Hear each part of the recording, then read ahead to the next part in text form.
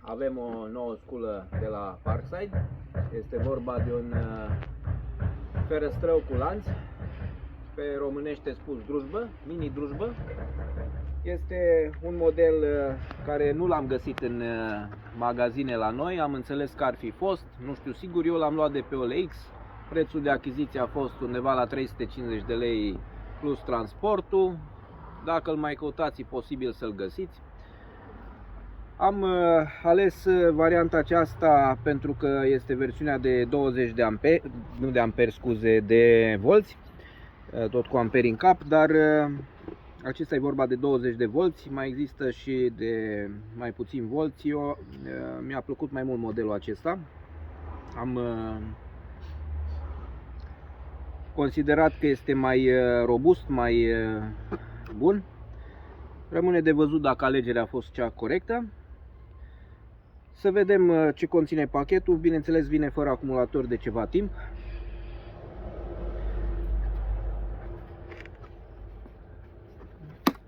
Așa, să-l deschidem, să vedem. Eu l-am deschis deja, l-am și testat, dar pentru dumneavoastră mai îl deschidem o dată. Are o cutie frumoasă. Acesta este. V-am spus fără acumulator, eu l-am pus aici, tocmai că se și poate vedea că un acumulator de 20 de volți, 4 amperi, încape chiar perfect aici. Manualele. Bun. Ce are în conținut? În afară de acumulator, se dă, vine cu uleiul pentru uns lanțul, apărătoare pentru lanț. Am spus că eu l-am utilizat deja pentru a vedea cum funcționează, se și vede că l-am utilizat, el a venit nou. Să-i deschidem să vedem cum este sistemul pentru lanț. Este un sistem diferit față de celălalt model, ăsta de 20 de volți este în felul ăsta. Da, aici se vede cum se adună mizeria asta, din când în când va trebui să o curățați. Da? Ca de exemplu, așa.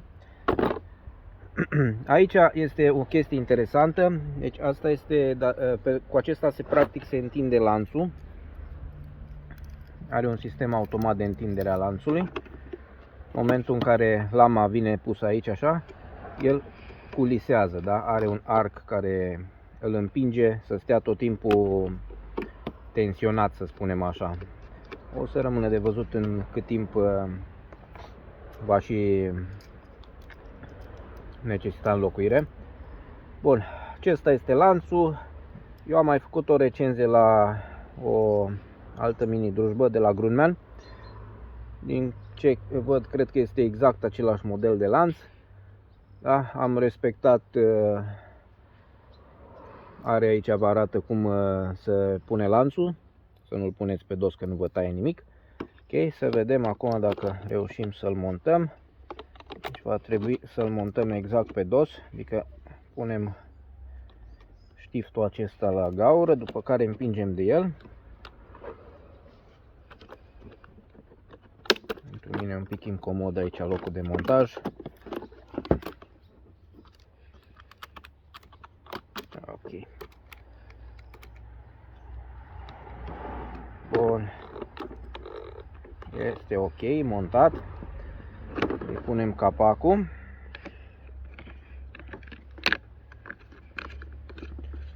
Într-un fel, treaba asta cu întinsul lanțului este interesantă. Am strâns bine. Să îi încercăm și uleiul. Ia să vedem cu ce vine uleiul. Nu vine cu nimic. Trebuiască să cum facem noi, cum facem.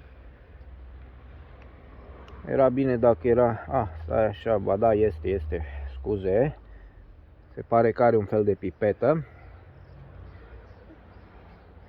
Să îl și începem acum. Bun. Și să vedem, îi punem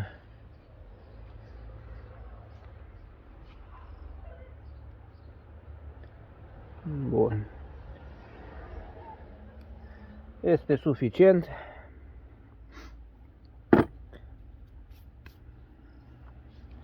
Uns lanțul, hai să o pornim să vedem ce știe să facă. Pornim degeaba, ba da, funcționează. Crezut că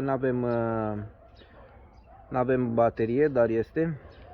Lanțul pare un pic cam prea de strâns, să vedem ce am făcut. Poate că am strâns prea tare șurubul. Să ne uităm.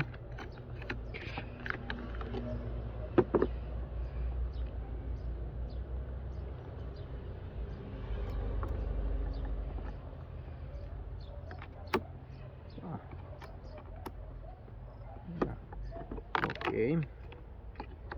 Să aveți grijă totuși să fie cât de cât întins lanțul.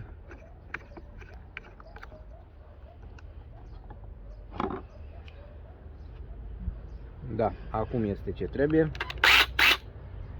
El se destrânge, nu știu din ce motive. Foarte interesant, asta n-am mai văzut până acum. De ce s-ar destrânge? Haideți să încercăm o altă chestie.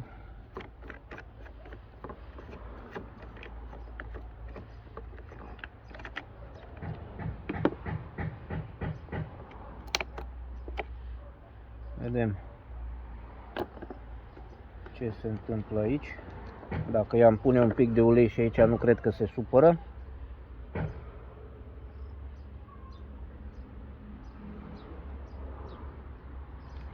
Ok.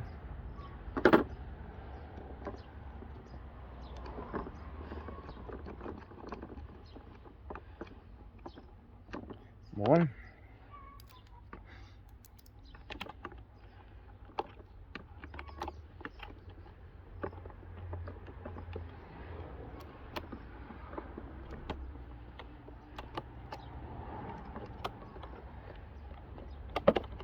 Într-un fel e bine, într-un fel nu e bine.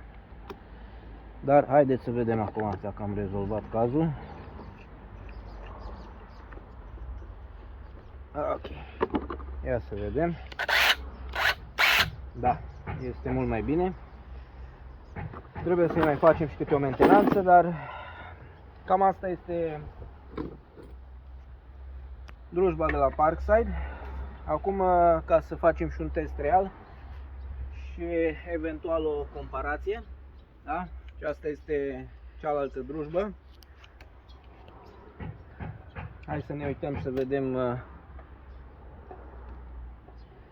Totuși pare diferit lanțul. Da, lanțul de la Parkside este mai mare decât lanțul de la Grünmann. Deci sunt diferite ca și dimensiuni. Foarte interesant.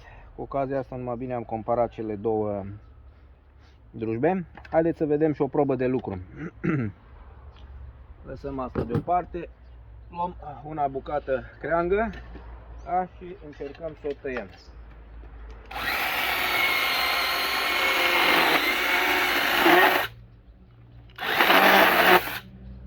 A tăiat destul de bine. Haideți să vedem același lucru să facem cu Grünmann. Da, punem într-un fel.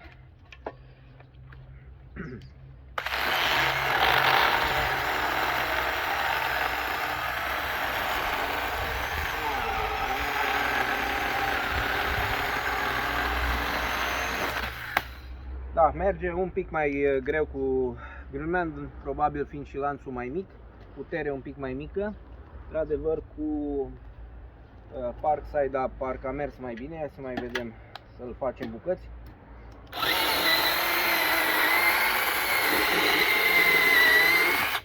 Da, clar se avansează mai repede cu Parkside-ul.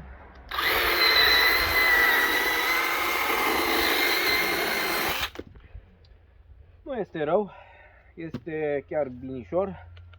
Doar problema cu lanțul, să aveți grijă, să-l ungeți. Acumulatorul fiind de 4 amperi, care și ăsta e cam descărcat, dar asta este. De 2 amperi eu zic că n-are rost să puneți, probabil se va descărca relativ repede. 4 amperi, 8 amperi cred că este suficient. Cam asta este drujba de la Parkside, modelul de 20 de volți, cum am spus. să ne apucăm de treabă. Avem multe lemne de tăiat. Vă urez să aveți o zi plăcută, minunată. Ne vedem la următorul video. La revedere!